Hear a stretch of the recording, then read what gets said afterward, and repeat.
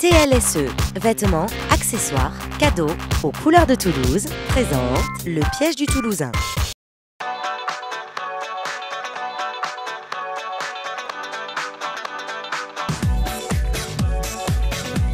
Bonjour et bienvenue, voici le piège du Toulousain. Maintenant, c'est à vous de jouer sur Télé Toulouse.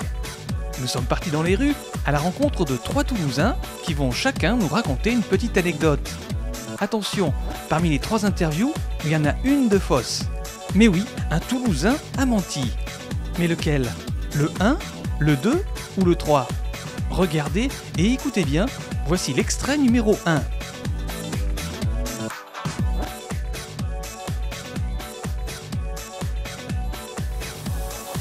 Bonjour, je suis Michel Bouche, président du train à vapeur de Toulouse.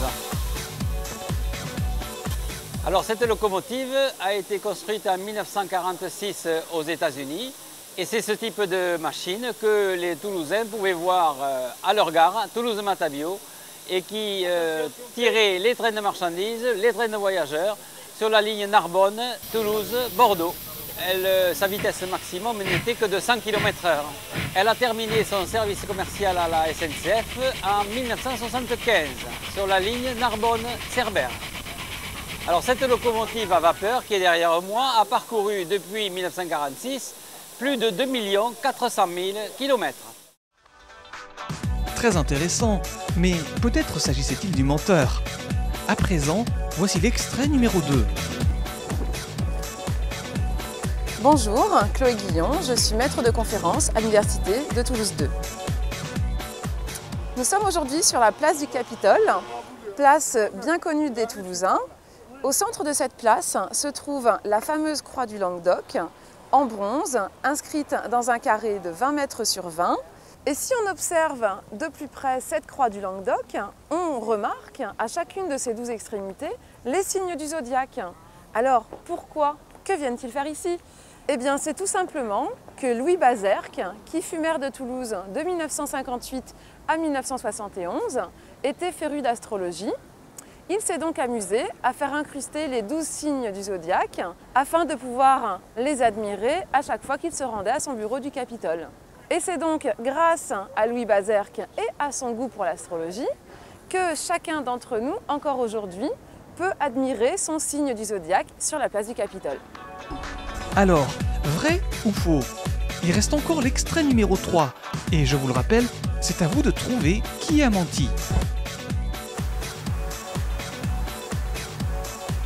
Bonjour, je suis Nicole Desdébats, maire adjoint à Toulouse, élue sur le quartier Saint-Martin-du-Touche.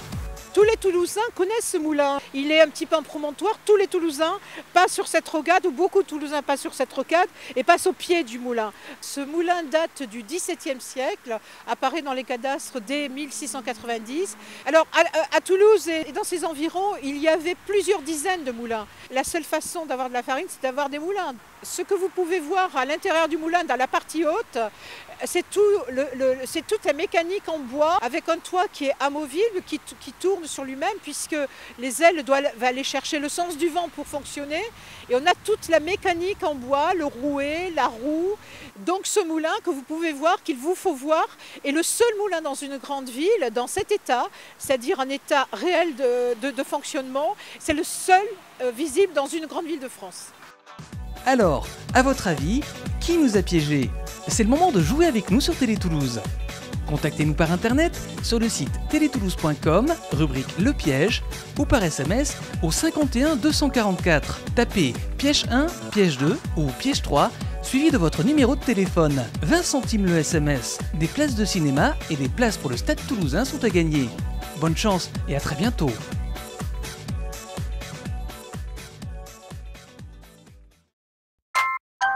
TLSE, vêtements, accessoires, cadeaux, aux couleurs de Toulouse, vous a présenté le piège du Toulousain.